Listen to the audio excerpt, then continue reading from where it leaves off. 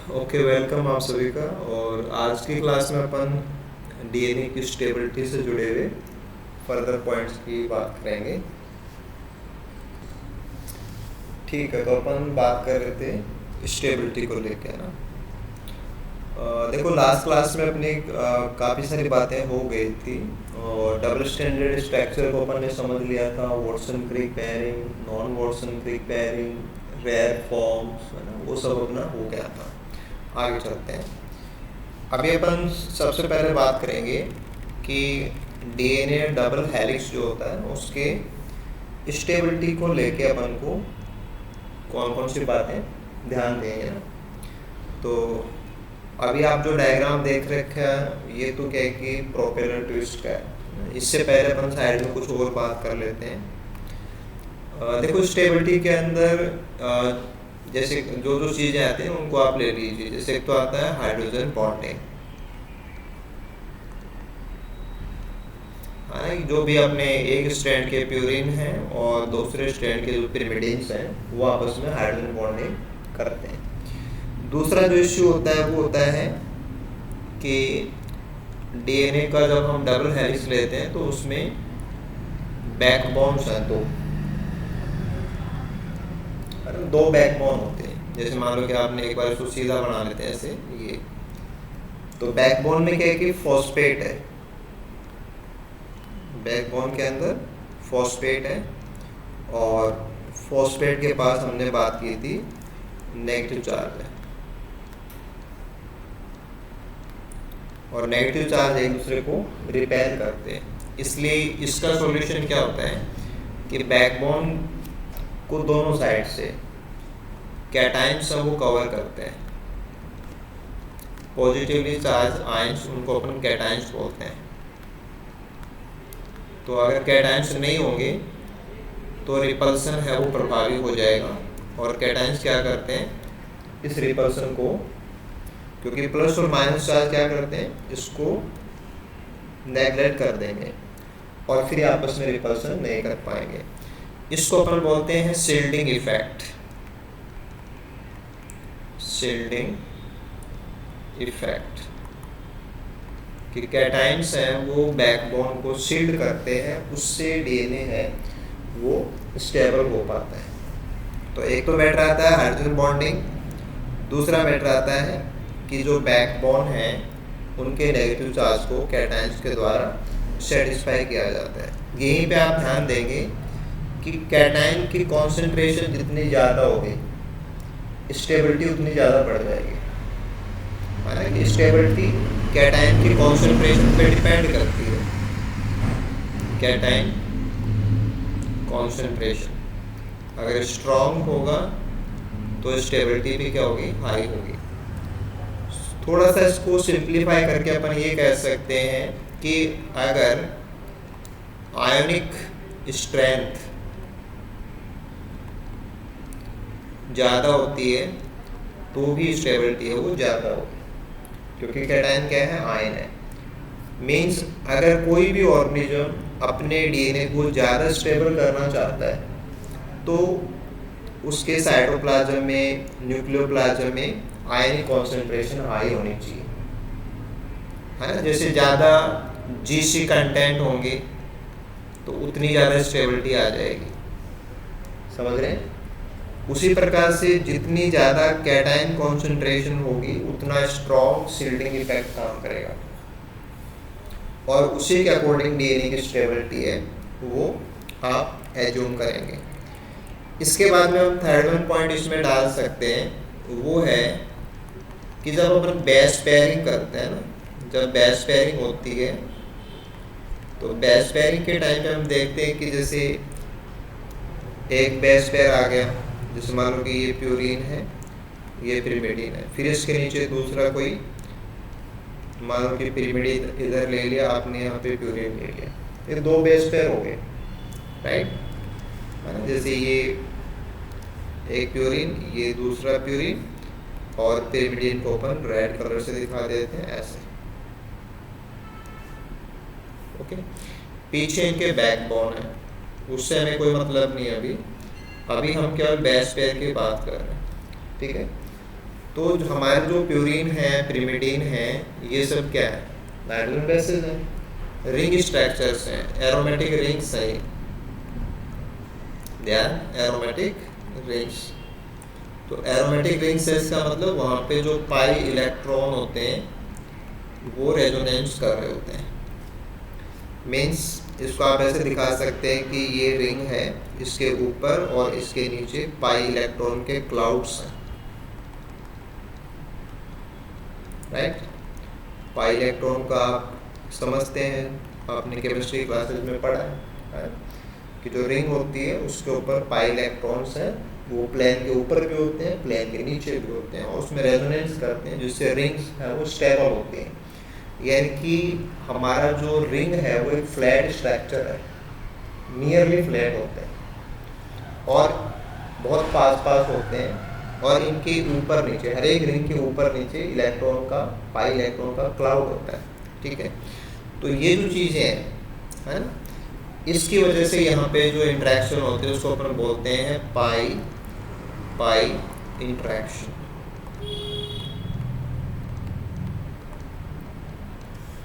ठीक है। जब इलेक्ट्रॉन रेजोनेंस में चले जाते हैं या पाई इलेक्ट्रॉन जब रेजोनेंस में गए होते हैं, तो जो भी आप कंपाउंड है, जो भी आप स्ट्रक्चर ले रहे होते हैं, उस स्ट्रक्चर के पास हाइड्रोफोबिसिटी होती है, हाइड्रोफोबिसिटी होती है, हाइड्रोफोबिसिटी, यानी कि ये रिंग है वो नॉन पोलर है, राइट।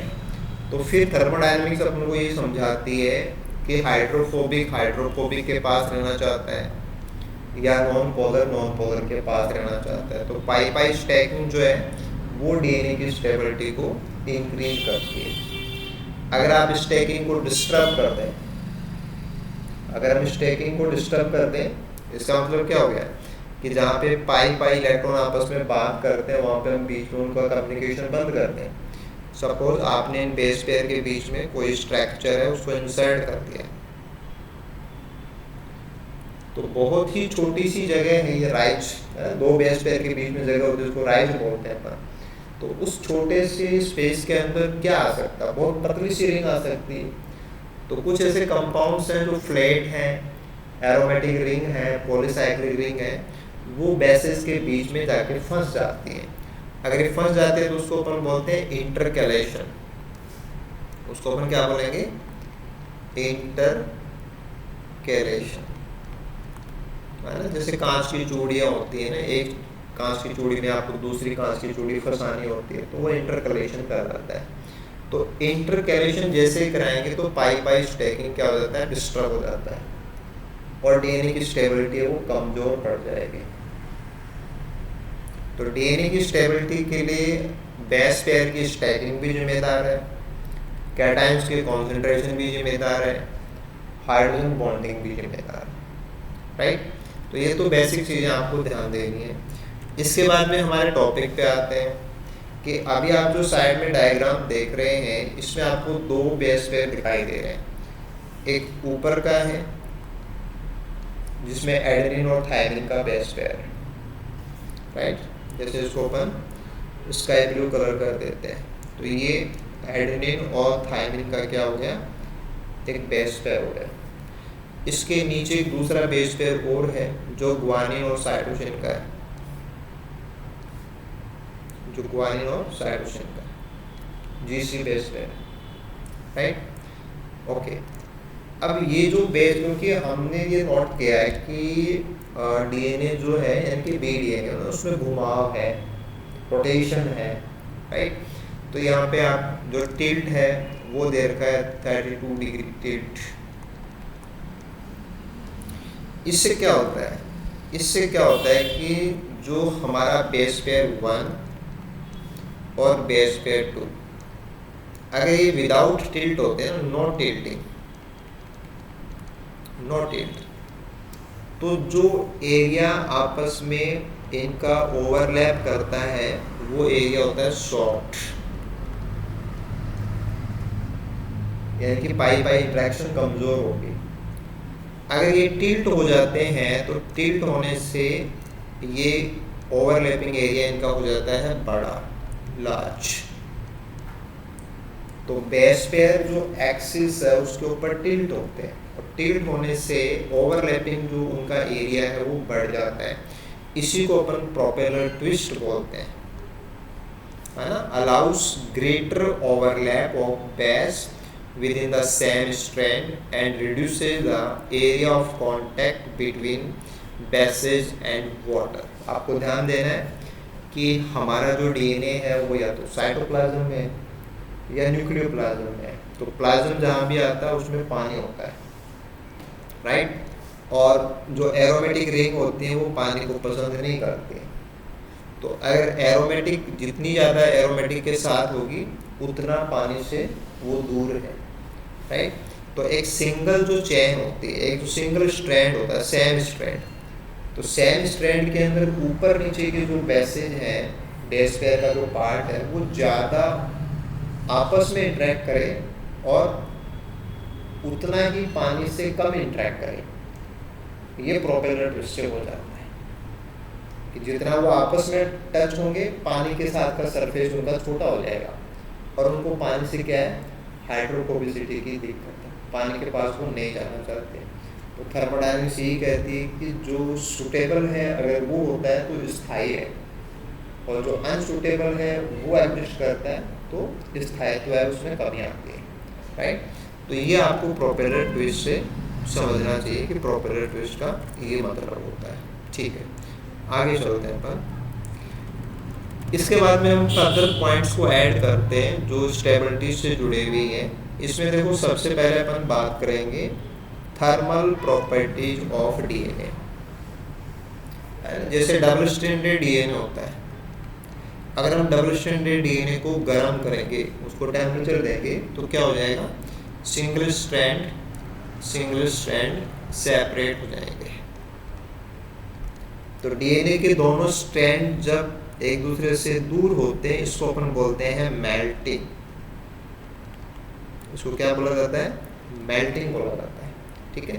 तो थर्मल का मतलब टेम्परेचर देते ही जो वीक इंटरेक्शन के आपने जो भी इंटरेक्शन लिया, हाइड्रोजन बॉन्डिंग ली है, पाई की स्टैकिंग लिया, सब वीक इंटरेक्शन है, कोई भी कोवलेंट बॉन्ड नहीं है।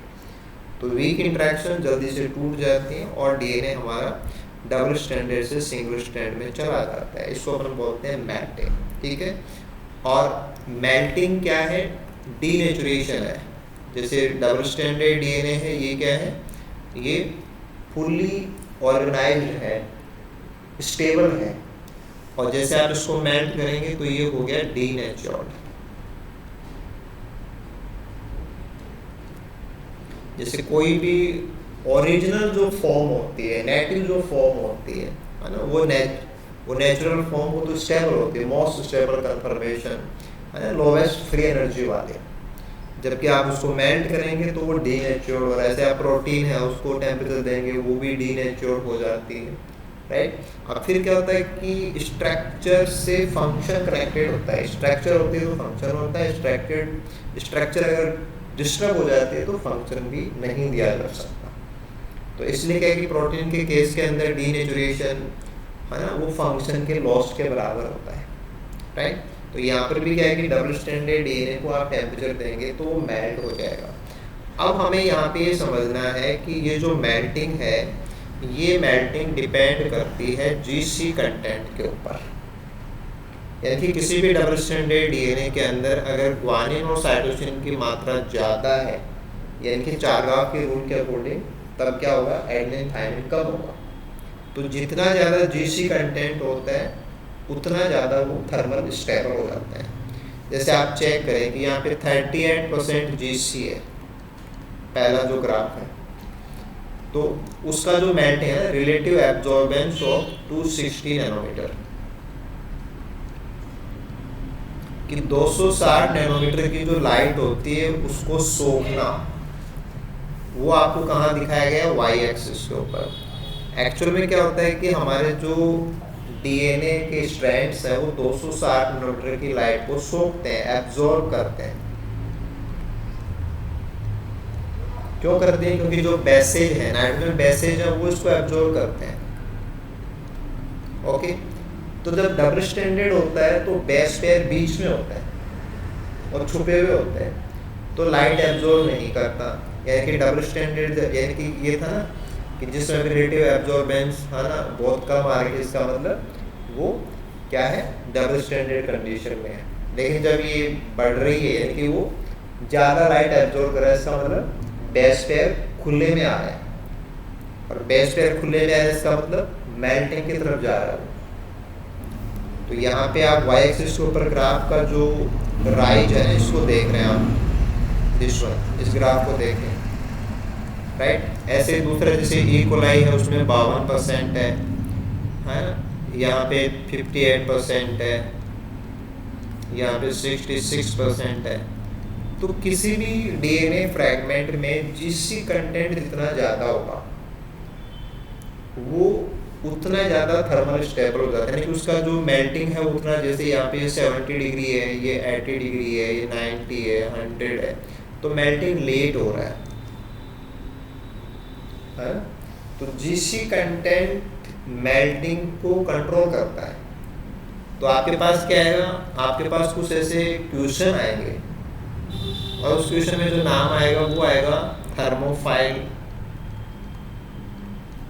या हाइपर थर्मोफाइल, है ना, जो बहुत ज़्यादा टेम्परेचर के अंदर ग्रो करने वाले ऑर्गेनिज्म होते हैं, हाइपर थर्मोफाइल और थर्मोफाइल।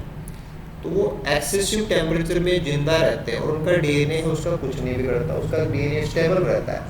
तो कारण क्या है, क्योंकि उनके डीएनए के अंदर जीसी कंटेंट हाई होता है, जीसी कंटेंट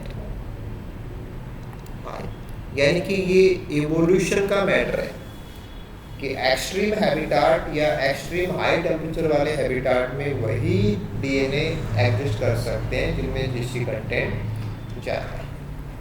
तो एक्सट्रीमोफाइल्स के केस में, यानी कि जैसे गर्म पानी के झरने हैं, है ना, जहाँ पे एसिड कंटेंट ज़्यादा होता है, वहाँ पे भी क्या होता है कि एसिड पानी के साथ रिएक्ट करेगा तो टेम्परेचर राइज होता है।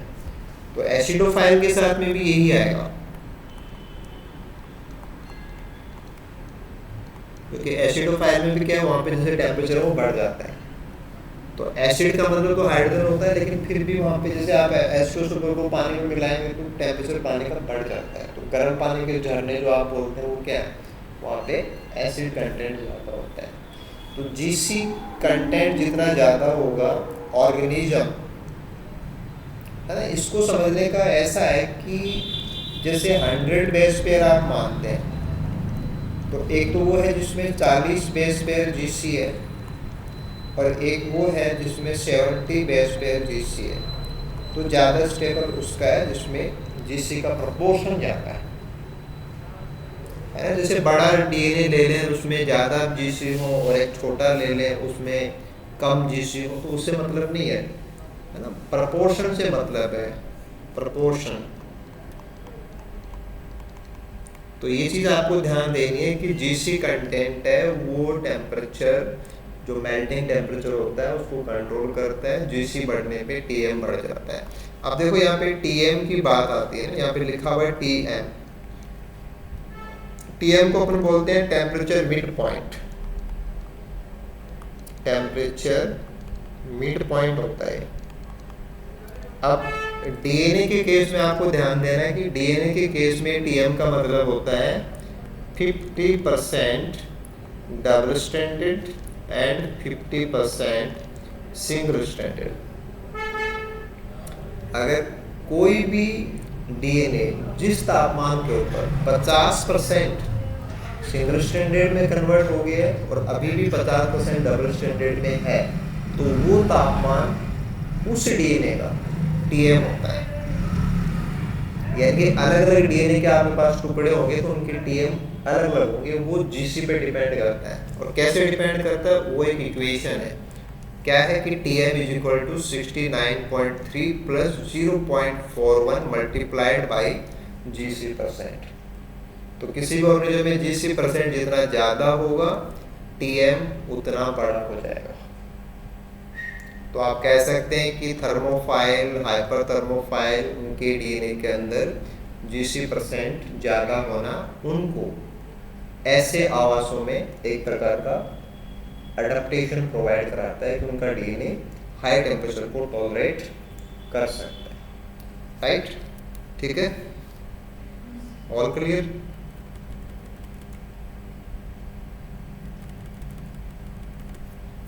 हाँ, इसके बाद में अगला टॉपिक इसमें अपन ऐड करते हैं, वो है हाइपरक्रोमिक शिफ्ट या हाइपरक्रोमिक इफेक्ट। हाइपर का मतलब होता है ज़्यादा, मोर, और क्रोम का मतलब होता है कलर। यानी कि आपको जो एब्जॉर्बेंस है या जो कलर एब्जॉर्बेंस है उसमें चेंज दिखाई देता है, यानी कि ज़्यादा एब्जॉर्बेंस आपको मिलती है। जैसे वाई एक्सिस के ऊपर है रिलेटिव एब्जॉर्बेंस, कि जो पर्टिकुलर वेवलेंथ की लाइट को सोखा जाता है, सोखने की पावर को अपन बोलते हैं एब्जॉर्बेंस। जो लाइट आर पार हो जाती है उसको बोलते हैं पेनेट्रेंस। तो एब्जॉर्बेंस कितना है वो आपको वाई एक्सिस के ऊपर दिया हुआ है, एक्स एक्सिस के ऊपर दी हुई है वेवलेंथ नैनोमीटर के अंदर, राइट? तो हमारा जो डीएनए है या डीएनए के जो पैसेज है वो क्या है कि 260 नैनोमीटर की लाइट को अच्छे से सोखते हैं, ठीक है? तो डबल स्टैंडर्ड डीएनए लेंगे ना, अगर आप है ना ये डबल स्टैंडर्ड डीएनए लेंगे, दिस वन, जैसे नीचे वाली लाइन है ब्लू लाइन, ये डबल स्टैंडर्ड डीएनए की, और ऊपर वाली लाइन है रेड, वो है सिंगल स्टैंडर्ड की। तो दोनों का एब्जॉर्बेंस अलग अलग है। जैसे आप देखेंगे ना, इसका एब्जॉर्बेंस जैसे यहाँ पे आ रहा है पीक, इसकी पीक देखिए, और इस ब्लू वाले की पीक देखिए, उसमें अंतर है।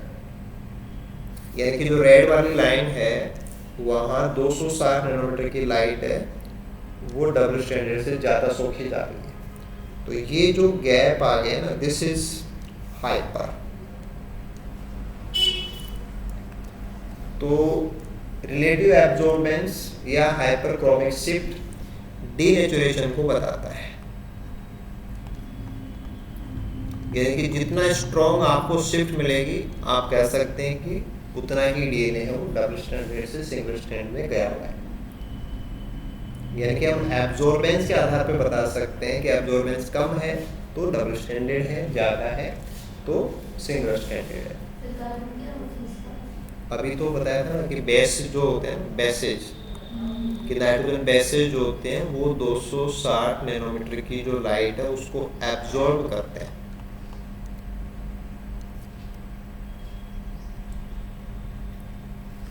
जब डबल स्टैंडर्ड डीएनए तो बेसेज बीच में स्टैक है, तो लाइट वहाँ सोखी नहीं जाती, वो दब गए बीच में। अगर वो खुल जाएंगे तो एक्सपोज हो गए तो लाइट ज़्यादा सोखी जाती है, उसका हाइपरक्रोमिक शिफ्ट के नाम से जानते हैं। यानी कि डीनेचुरेशन हाइपरक्रोमिक शिफ्ट के रूप में हमें दिखाई देता है। इसके बाद में हम फर्दर में आगे बढ़ते हैं और अभी अपन और बातें इसमें ऐड करेंगे स्टेबिलिटी को लेके। पहला पॉइंट है कि डीप्रोटोनेशन, यानी कि H+ का रिलीज होना। डीप्रोटोनेशन ऑफ बेसेस, कि जो आपके प्यूरिन पिरिमिडीन है वो बेसेस है, और उनसे अगर H+ निकल जाए तो हो जाएगा डीप्रोटोनेशन। तो उससे क्या हो जाएगा कि उनकी हाइड्रोजन बॉन्डिंग की जो फीचर्स हैं वो प्रभावित हो जाएंगे। तो अगर डीप्रोटोनेशन हो रहा है, इसका मतलब क्या हो गया? इसका मतलब हो गया सराउंडिंग में H+ कम है, यानी कि बेसिक पीएच। जब सराउंडिंग में H+ कम होते हैं तो H+ निकलते हैं तो आप डीप्रोटोनेशन बोलते हो। तो अगर पीएच को बढ़ाएंगे तो हाइड्रोजन बॉन्डिंग की एबिलिटी कमजोर होती है, राइट? हाँ, ऐसे ही कुछ ऐसे केमिकल हैं, वो केमिकल क्या करते हैं, जैसे कि फॉर्मेमाइड है, यूरिया है, ये सब हाइड्रोजन बॉन्ड बनाते हैं, हाइड्रोजन बॉन्ड फॉर्मिंग सॉल्यूट्स हैं, यानी कि डीएनए के साथ हाइड्रोजन बॉन्ड बनाते हैं। देखो इसमें ऐसा होता है कि सिंगल स्ट्रैंड दूसरा सिंगल स्ट्रैंड, इनको आपस में हाइड्रोजन बॉन्ड बनाना होता है। अगर ये बनाते हैं तब तो आप कहेंगे कि ये डबल स्टैंडर्ड है, स्टेबल है, ओके, राइट? अगर कोई और आ जाए और वो इनको अपनी तरफ खींचे तो जहाँ इनको बॉन्ड बनाना था वो नहीं बनेगा, क्योंकि क्या होता है कि एक हाइड्रोजन बॉन्ड टूटने पे ही दूसरा हाइड्रोजन बॉन्ड बनता है। तो अगर जो हमारे काम के हाइड्रोजन बॉन्ड हैं उनके कंपैरिजन में कोई ऐसा सॉल्यूट है जो और स्ट्रांगली हाइड्रोजन बॉन्ड बनाता है, तो वो क्या करेगा, इफेक्ट क्या आएगा कि हमारे सिंगल स्ट्रैंड के बीच के हाइड्रोजन बॉन्ड है वो कमज़ोर हो जाते हैं। तो अगर आप फॉर्मेमाइड यूज़ करेंगे, यूरिया यूज़ करेंगे, तो उससे डीएनए क्या है, डबल स्ट्रैंडेड से सिंगल स्ट्रैंड में चला जाता है। तो वो डीएनए को डीनेचर करने वाले एजेंट्स हैं। ऐसे जैसे दो बच्चे आपस में बहुत अच्छे दोस्त हैं, उनके बीच में अपना खुद का हाइड्रोजन बॉन्डिंग है, अगर कोई तीसरा बच्चा किसी पहले बच्चे को अपनी तरफ कर ले तो उन दोनों बच्चों के बीच में जो कम्युनिकेशन है वो कमज़ोर हो जाएगा। तो ऐसे काम यूरिया करता है, फॉर्मेमाइड करता है। राइट, आगे चलते हैं। ये मैंने आपको बता दिया था, shielding effect bye cation concentration. तो कैटाइन जितने ज़्यादा होंगे शील्डिंग उतनी स्ट्रॉन्ग होगी, रिपल्सन उतना कमज़ोर होगा, डीएनए उतना ज़्यादा स्टेबल होगा। ठीक है, अब देखो यहाँ पे जो डायग्राम हमें दिखाई दिया है ना, इससे हम और बातें समझते हैं। जैसे एक्स एक्सिस के ऊपर है temperature mid point TM, Y axis के ऊपर है रिलेटिव जीसी परसेंट, कि जीसी परसेंट कितना है वो वाई एक्सिस के ऊपर दिया हुआ है। ठीक है, टीएम कितना है वो एक्स एक्सिस के ऊपर दिया हुआ है। ओके ठीक है, चलते हैं। देखो मान लो कि यहाँ पे 60% को एक बार आप फोकस करो कि अपन 60% जीसी वाला कोई डीएनए मानते हैं। ठीक है, अब 60% जीसी से अपन इधर चलो, ऐसे एक सीधा लाइन डालो, क्योंकि देखो बहुत सारे क्वेश्चन है वो ग्राफ के क्वेश्चंस आते हैं, तो आपको ग्राफ समझ में आना चाहिए, प्लॉटिंग वगैरह समझ में आनी चाहिए। ठीक है, अब हमारे पास दो लाइनें थी, पहला और दूसरा पॉइंट। पहली लाइन किन के लिए, जब सराउंडिंग में 0.01 मोलर फॉस्फेट 0.001 मोलर EDTA है। ठीक है, ये कंडीशन है जो आपने सॉल्यूशन लिया उसकी कंडीशन है। दूसरी साइड में क्या है, 0.15 मोलर NaCl और 0.015 मोलर सोडियम सीट्रेट। तो ये तो है हाई आयोनिक कॉन्सेंट्रेशन, और इधर था लो आयोनिक कॉन्सेंट्रेशन। ठीक है, तो अगर आयनिक कॉन्सेंट्रेशन लो होती है तो 60% जीसी वाले का टीएम है वो तकरीबन कितना है, 73-74 डिग्री है। अगर आयनिक कॉन्सेंट्रेशन ज़्यादा होती है तो उतने ही जीसी वाले का टीएम है वो 90 को क्रॉस कर देता है।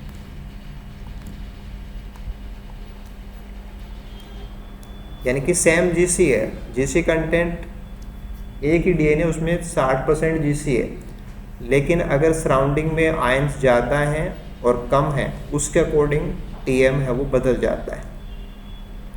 तो एक तो बात अभी आप ये कह रहे थे कि ऑर्गेनिज्म अपने जीसी को बढ़ा के फ़ायदा उठा सकता है, जीसी जितना ज़्यादा होगा टीएम उतना ज़्यादा होगा। एक ये है कि वो जीसी के साथ साथ में आयनिक कॉन्सेंट्रेशन को बढ़ा दे, यानी कि अपने जो साइटोप्लाज्म है उसके अंदर सॉल्यूट्स को इकट्ठा कर ले, सॉल्यूट एक्यूमुलेशन, सॉल्यूट एक्यूमुलेशन, और वो भी कौन से, कैटाइंस, मेनली कैटाइंस। तो कोई अपने जीसी को बढ़ा के ज़्यादा टेम्परेचर के अंदर सर्वाइव कर सकता है, और कोई अपने साइटोप्लाज्म के अंदर कैटाइंस की कॉन्सेंट्रेशन बढ़ा के और भी ज़्यादा टेम्परेचर पे सर्वाइव कर सकता है। जैसे कि आप देखेंगे अगर जीसी कंटेंट ज़्यादा है तो वो बहुत बड़े टेम्परेचर को सह सकते हैं। तो ऑर्गेनिज्म जो एक्सट्रीम हैबिटाट में रहते हैं वो एक्सट्रीम हैबिटाट वाले ऑर्गेनिज्म अपने जीसी से और अपनी कैटाइन कॉन्सेंट्रेशन से हाई टेम्परेचर को बियर कर पाते हैं, टॉलरेट कर पाते हैं। यानी कि डीएनए की स्टेबिलिटी को जैसे जीसी प्रभावित करता है वैसे ही सराउंडिंग में कैटाइन कॉन्सेंट्रेशन भी प्रभावित करता है। क्योंकि आप नोटिस कर रहे हैं कि एक जीसी कंटेंट को अगर आपने दो डिफरेंट कंडीशन में देखा तो टीएम उनकी डिफर करते हैं, राइट।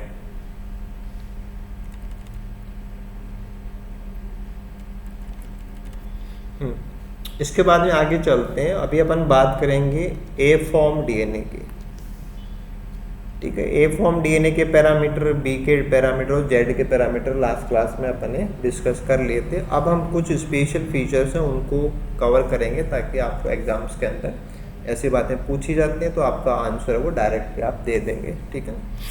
तो देखो पहला तो ये है कि ए फॉर्म जो डीएनए होता है, डिहाइड्रेटेड डीएनए जो होता है, यानी कि नॉर्मली हमारे पास क्या होता है, बी डीएनए होता है। अगर आप बी डीएनए को खुला छोड़ देंगे, डिहाइड्रेट हो जाएगा, पानी की कमी को डिहाइड्रेशन बोलते हैं। अगर आप बी डीएनए को खुला छोड़ेंगे तो क्या होगा, वो ए में कन्वर्ट हो जाता है,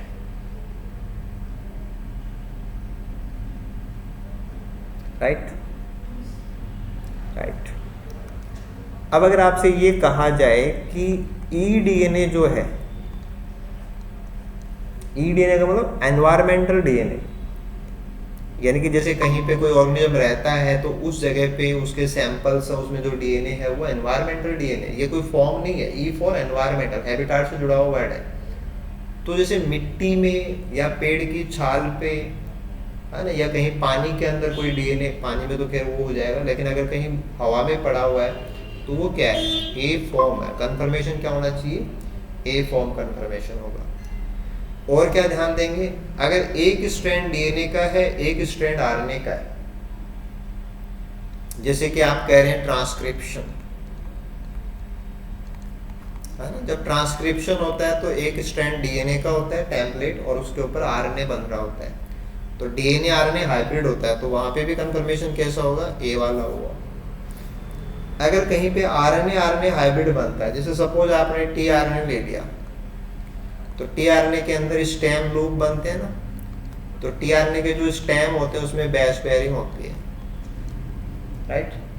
तो अगर दो स्ट्रैंड आरएनए के आपस में बेस पेयरिंग कर रहे हैं या एक डीएनए एक आरएनए कर रहा है तो कंफर्मेशन ए होंगे।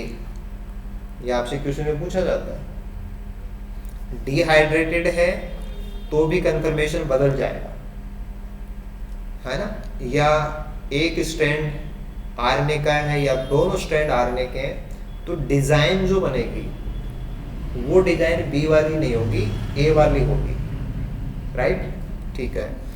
और इसमें आपको ध्यान देना है कि अगर आप पैरामीटर को चेक करते हैं तो ए डीएनए के अंदर जो 360 डिग्री का रोटेशन है, जिसको अपन पिच बोलते हैं, वो होती है 2.46 नैनोमीटर, और बी डीएनए में होती है 3.4 नैनोमीटर। यानी कि हमारा जो ए फॉर्म है वो छोटा हो जाता है, राइट। कितना छोटा होता है, वो होता है 27.647%। यानी कि अगर आप 100 बेस पेयर का बी डीएनए लेंगे तो उसकी जो लेंथ आएगी वो 100 इंटू 3.4 नैनोमीटर आएगी, है बात नहीं, हाँ मुझे दीजिए, ठीक है ना। तो अगर आप सेम 100 बेस पेयर का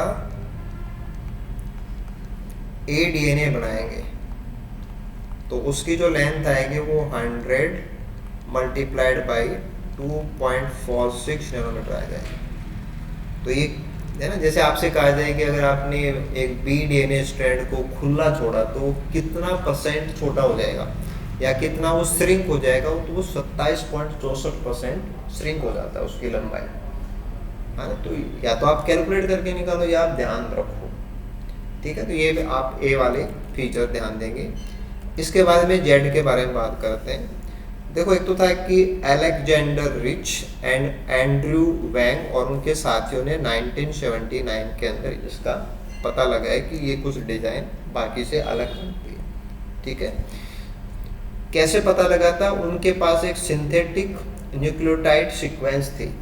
वो सीक्वेंस क्या थी, cytosine guanine, cytosine guanine, cytosine guanine. Starting में डी लिखा है, डी का मतलब डीऑक्सी। ठीक है, लास्ट में पी नहीं है क्योंकि लास्ट के अंदर होता है OH। लास्ट के अंदर जो किनारा होता है ना उसको 3 प्राइम बोलते हैं हमेशा ही, राइट। ठीक है, अब इसे क्यों होता है, या ये जो जिगजैग कंडीशन है या जेड DNA वो क्यों बनता है, उसका कारण क्या है? उसका कारण होता है कि यहाँ पे cytosine guanine cytosine guanine cytosine guanine ऐसे है, तो इसके सामने दूसरा स्ट्रैंड होगा तो साइटोसिन के सामने ग्वानिन होगा और ग्वानिन के सामने साइटोसिन होगा, राइट। तो साइटोसिन क्या है? पिरिमिडीन है, एक प्यूरिन एक पिरिमिडीन एक प्यूरिन एक पिरिमिडीन ऐसे आ रहा है, राइट।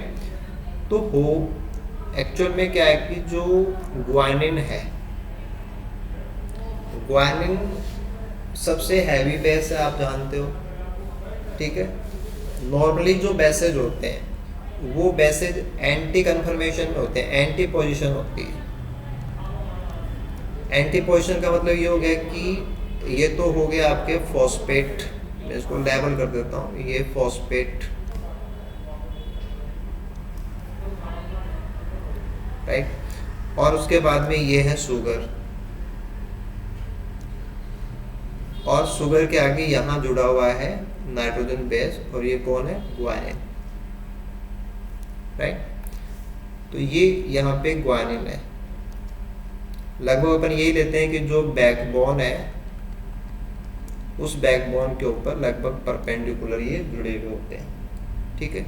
ये नॉर्मली आपके जितने भी बेसेज हैं वो एंटी कन्फर्मेशन में होते हैं, बट जब हम एक सीक्वेंस जिसमें ये रिपीट्स होती हैं ऐसा लेंगे तो क्या हो जाएगा कि ग्वानिन अपना जो ग्लाइकोसाइडिक बॉन्ड है उस बॉन्ड के ऊपर घूम जाता है। आप रिंग से फोकस करना, जैसे रिंग स्ट्रक्चर है तो ये रिंग स्ट्रक्चर चेंज हो गई है, तो ये रोटेट हो गया है।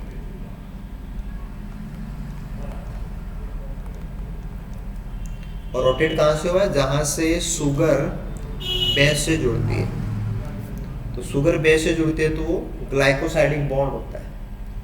तो ग्लाइकोसाइडिक बॉन्ड क्यों, एरो दिखा रखा ना ये वाला एरो, तो ये उल्टा हो गया, ऐसे उल्टा हो गया। तो आप चेक कर सकते हैं कि जो बॉन्डिंग करनी थी वो बॉन्डिंग इसको यहाँ से करनी थी, हाइड्रोजन बॉन्डिंग, वो पॉइंट्स तो चेंज हो गए,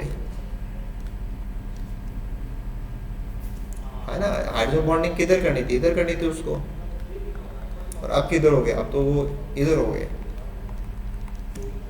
तो हाइड्रोजन बॉन्डिंग नहीं हो पाएगी क्योंकि सामने साइटोसिन है लेकिन उसका ओरिएंटेशन इसके ओरिएंटेशन मैच नहीं करेंगे, तो हाइड्रोजन बॉन्डिंग नहीं हो सकती। ये सबसे बड़ा कारण है कि due to the syn position of guanine. अब इसका सॉल्यूशन क्या होता है? इसका सॉल्यूशन ये होता है कि साइटोसिन जो है वो ऐसे नहीं घूमता, ग्वानिन तो घूम जाता है। यानी कि आपको ध्यान देना है कि guanine can adopt syn position but cytosine can not adopt.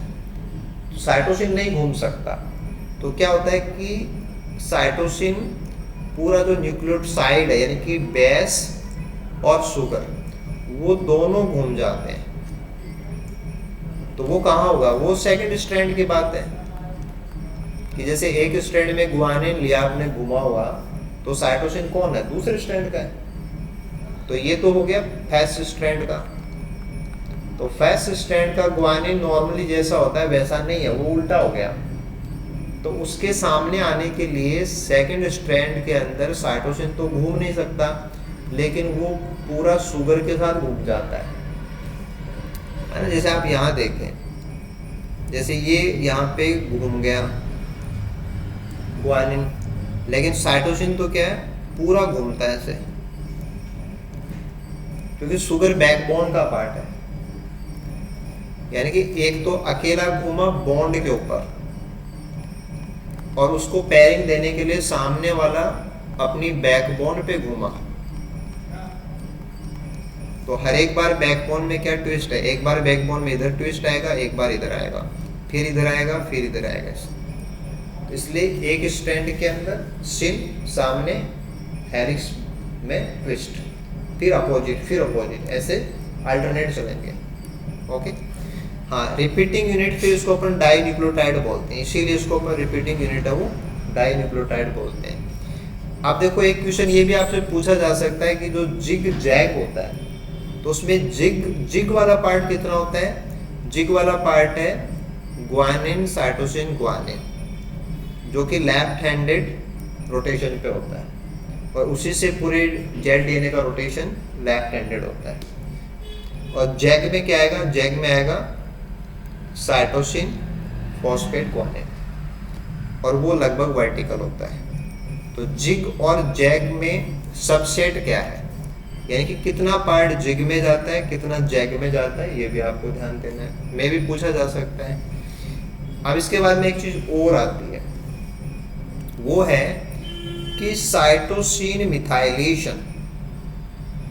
जैसे एक तो आपके पास याद है कि कोई रिपीट हो तो जेड फॉर्म बनती है, या क्या हो सकता है कि नॉर्मल डीएनए है उसमें नॉर्मल साइटोसिन है लेकिन उसके ऊपर मिथाइलेशन हो रखा है। साइटोसिन के ऊपर मिथाइलेशन होना, इसको अपन बोलते हैं डीएनए मिथाइलेशन। इसको अपन क्या बोलते हैं? DNA methylation. तो डीएनए के अंदर साइटोसिन है, उसके ऊपर मैथिल ग्रुप जुड़ गया, दिस इज मिथाइलेशन। ओके, अगर ऐसा हो जाए तो भी जेड फॉर्म बन सकती है। यानी कि सपोज आपके पास एक बी डीएनए है और उसमें साइटोसिन है तो वहां तो कोई जेड नहीं बनेगा, लेकिन अगर इस साइटोसिन के ऊपर मैथिल जुड़ गया तो जेड फॉर्म बन सकता है। यानी कि वही डीएनए अगर साइटोसिन बिना मिथाइलेशन का है तो बी फॉर्म में हो सकता है, और उसी बी फॉर्म वाले के साइटोसिन के ऊपर अगर मैथिल जोड़ दें या मिथाइलेशन हो जाए या मिथाइल ट्रांसफरेज एंजाइम उसके ऊपर मिथाइल जोड़ दें तो क्या हो जाएगा? वही बी वाला जेड में कन्वर्ट हो सकता है। यानी कि हमारे डीएनए के कुछ हिस्से जेड में कन्वर्ट हो सकते हैं because of cytosine methylation, right. तो जैसे आप यहाँ पे एक सबसेट देख रहे हैं कि ये सीक्वेंस है 5 मेथिल साइटोसिन 5 मेथिल साइटोसिन। तो अगर 5 मेथिल साइटोसिन रिपीट्स के रूप में आए तो भी जेड डीएनए बन सकता है। यानी कि हमारा डीएनए है उसके अंदर साइटोसिन के मिथाइलेशन करा के अगर जरूरत है तो बी फॉर्म को जेड फॉर्म में बदला जा सकता है। अगर बी फॉर्म जेड फॉर्म में बदल जाती है तो क्या हो जाएगा कि बी फॉर्म से जो काम होते थे वो जेड से नहीं होंगे। यानी कि हम जीन रेगुलेशन इससे जोड़ सकते हैं कि अगर किसी पर्टिकुलर जीन का एक्सप्रेशन कंट्रोल करना है तो उसका कंफर्मेशन बिगाड़ दो, तो मिथाइलेशन करा के बी को जेड में कन्वर्ट करके जीन रेगुलेशन बी सेल करती है। यानी कि जेड डीएनए का जीन रेगुलेशन में भी रोल है। यानी कि इन विवो हमारा जो सेलुलर डीएनए है वो अपने जीन रेगुलेशन के लिए डीएनए मिथाइलेशन का इस्तेमाल करके जेड कंफर्मेशन के थ्रू जीन रेगुलेशन कर सकता है। तो जेड डीएनए अपने आप में एक अलग टॉपिक होता है, उसकी स्ट्रक्चर से क्वेश्चन है, उसकी डिस्कवरी से क्वेश्चन है, कंफर्मेशन है कि ग्वानिन है वो सिन कंफर्मेशन है, ये कंफर्मेशन ये है, जिग जैग का है, मिथाइलेशन का है। तो कई सारी चीज़ें हैं जो जेड डीएनए के लिए क्वेश्चनेबल होता है। तो आप जेड डीएनए की सारी चीज़ें क्लियर करेंगे। हाँ, इसके बाद में देखो ये पीछे क्लास में मैंने आपको बता भी दिया था कि डीएनए की स्टेबिलिटी आरएनए से ज़्यादा होती है। उसके पीछे दो कारण होते हैं, एक तो 2-डीऑक्सी कंडीशन राइबोस शुगर की, एक क्या होता है कि डीएनए में थायमिन होता है नॉट यूरेसिल, तो रिपेयर एंजाइम्स उसको यूज़ कर पाते हैं, तो इंटीग्रिटी मेंटेन रहती है ना कि म्यूटेशन की रेट या बदलाव की स्पीड है वो कम होती है। स्थायित्व नहीं बदलने का नाम होता है। अगर कोई भी चीज़ म्यूटेशन कर रही है इसका मतलब वो स्थायी नहीं रहने दे रही है। अगर म्यूटेशन को सही करने में कोई चीज़ काम आ रही है इसका मतलब वो स्थायित्व में काम आ रही है। हाँ, ऐसे आपको PNA है ना, ये भी ध्यान देना है कि PNA को अपन बोलते हैं पेप्टाइड न्यूक्लिक एसिड। तो पेप्टाइड न्यूक्लिक एसिड क्या है कि सिंथेटिक मॉलिक्यूल्स हैं, ये कोई नेचर में नहीं पाए जाते, ये हम लेबोरेटरी में सिंथेसाइज करते हैं, जहाँ पे बैकबोन जो है वो शुगर फॉस्फेट की नहीं होती है, वो पेप्टाइड की होती है, ठीक है। और वहाँ पे रिपीटिंग यूनिट क्या होती है? N2 amino ethyl glycine. तो बैकबोन जो शुगर फॉस्फेट की होती है ना वो रिप्लेस हो गई है, उसकी जगह पे क्या है? एक पेप्टाइड बैकबोन होती है। अब इससे क्या होगा कि शुगर फॉस्फेट है ही नहीं तो न्यूक्लियस एंजाइम फॉस्फोडाइएस्टर एंजाइम उसको तोड़ ही नहीं सकते, और पेप्टाइडेज एंजाइम भी इसको आराम से डिग्रेड नहीं कर सकते। तो ना तो न्यूक्लिक एसिड तोड़ने वाले एंजाइम इसको टारगेट बना सकते हैं, है ना प्रोटीन और तोड़ने वाले एंजाइम इसको टारगेट बना सकते हैं। तो क्या हो जाएगा, ये स्टेबल है। स्टेबल है तो आप इसका इस्तेमाल कर सकते हो, किसी भी ऑर्गेनिज्म की बॉडी के अंदर इसको भेज सकते हो किसी मकसद से, और वो मकसद क्या है, ड्रग्स। और कौन सी ड्रग है, एंटीसेंस। तो एंटीसेंस क्या होता है, एंटीसेंस आरएनए के लिए होता है। तो अगर कोई जीन एक्सप्रेशन हो रहा है, वहाँ पे कोई आरएनए है, उससे प्रोटीन बन रही है, और वहाँ पे हम इसको भेजें, सपोज मान लो कि ये आरएनए है ना, और इससे कोई प्रोटीन बन रही है, तो अपन क्या कर रहे हैं, अपन बाहर से एक मॉलिक्यूल भेज रहे हैं जो यहाँ जाके बेस पेयरिंग कर लेगा। तो ये कौन है, ये वैसे तो आप इसको प्रोब भी बोल सकते हो, लेकिन अगर आपने नॉर्मल डीएनए वाली प्रोब भेजी है तो न्यूक्लियस एंजाइम इसको तोड़ देंगे। तो आपने कुछ ऐसा भेजा है जिसको अंदर के एंजाइम डिस्टर्ब नहीं कर सकते, तो वो स्टेबल है। तो हम लेटेस्ट जो ड्रग्स हैं जो कि जीन एक्सप्रेशन लेवल पे काम करती हैं, एंटीसेंस ड्रग्स जिनको बोला जाता है, वो बहुत प्रॉमिसिंग फ्यूचर है कि जब प्रोटीन ही नहीं बनने देंगे तो मेटाबॉलिज्म में दिक्कत आएगी नहीं, सिम्टम आएगी नहीं। तो क्या होता है, बीमार होने पे उसको ठीक कर दें तो अपन मेडिसिन देते हैं, वो तो बहुत आखिरी लेवल होता है। ये तो जीन एक्सप्रेशन को कंट्रोल करने की बात हो रही है। तो एज ए एंटीसेंस ड्रग इसको इस्तेमाल किया जाता है, क्योंकि ये ऐसे सिंथेटिक ओलिगोन्यूक्लियोटाइड सीक्वेंसेज हैं जिनकी बैकबोन बहुत मजबूत है, क्योंकि ये बैकबोन कोई नॉर्मल बैकबोन नहीं है, ये एक पेप्टाइड बैकबोन होती है। ठीक है, तो ये भी आपसे पूछा जा सकता है। ऐसे मैंने आपको इंटरकलेटिंग एजेंट के बारे में भी बताया कि जो बेस पेयर के बीच में फंस जाते हैं वो इंटरकलेटिंग एजेंट, जैसे यहाँ पे इथीडियम ब्रोमाइड दिखा रखा है, जैसे ये बीच में फंस गए, तो बीच में फंसने से क्या हो रहा है कि स्टेकिंग डिस्टर्ब हो रही है। स्टेकिंग डिस्टर्ब हो रहा है तो स्ट्रक्चर वो डिस्टॉर्ड हो जाएगा। तो ये कौन हो सकते हैं, फ्लैट होने चाहिए, एरोमेटिक रिंग्स होनी चाहिए, और पॉलीसाइक्लिक होनी चाहिए। ठीक है, जैसे प्यूरिन है, प्यूरिन में 2 रिंग है। अकोमोडेट का मतलब अपने आप को एडजस्ट कर लेते हैं बिटवीन स्टैक्ड बेस पेयर। तो 2 बेस पेयर के बीच में बहुत पतले से, इसलिए आराम से इंसाइड हो जाते हैं। Successive base pair displaced by 0.7 nanometre. अब आप सोच के देखो कि कोई चीज ऐसे आराम से पूरी घुमाई हुई है, आप जहां घुमाते हैं बीच में कुछ फंसा देंगे तो वो कैसे घूमेगी, है ना। आपको कुछ भी घुमाना है, मान लो कि 2 कागज की पट्टियां लेके आप उनको घुमा रहे हो, बीच में आपने कांच की गोली फंसा दी, तो वो कैसे घूमेगी, नहीं घूमेगी, राइट। तो वो डिस्प्लेस हो जाएगा, उनके बीच में दूरी बढ़ जाएगी। कितनी दूरी बढ़ जाती है, 0.7 नैनोमीटर। रोटेशनल एंगल है वो रिड्यूस हो जाता है 36 डिग्री से 10 डिग्री, यानी कि घुमाव कम हो जाता है। अब घुमाव कम हो, इसमें देख सकते हो इसमें घुमाव ज़्यादा है, इसमें घुमाव कम हो गया, तो लेडर लाइक होने लग जाती है। जो एक हेलिक्स जैसी थी वो सीडी जैसी होने लग जाती है, जैसी स्टेबिलिटी उसकी चली जाती है ना। जैसे इथीडियम ब्रोमाइड है, एक्रिडिन ऑरेंज है, एक्टिनोमाइसिन डी है, मीन्स जितने भी फ्लैट पॉलीसाइक्लिक एरोमेटिक रिंग जो कि बेसिस के बीच में अपने आप को इंटरकलेट करा सकते हैं, वो डीएनए के स्ट्रक्चर को डिस्टॉर्ट करते हैं, स्ट्रक्चर को डिस्टर्ब करते हैं। और एक प्रकार से ये क्या है, अनवाइंडिंग है कि डीएनए है वो नॉर्मली जितना रैप होना चाहिए उतना रैप नहीं हो सकता, क्योंकि वहाँ पे स्टैकिंग इंटरेक्शन वो डिस्टर्ब हो जाती है। तो इंटरकलेटिंग एजेंट से भी क्वेश्चन होते हैं, है ना। जो आपने पीएनए लिया ये भी अच्छा है, जेड भी बहुत अच्छा है, ए वाले पार्ट भी बहुत अच्छे हैं, एग्जाम्स में आते हैं सारी चीज़ें, है ना। इन सारी चीज़ों से क्वेश्चन वो बनते हैं, आपको इन पे, है ना, बिल्कुल अच्छे से इनको कवर करके सारी चीज़ों को आप कवर कीजिए।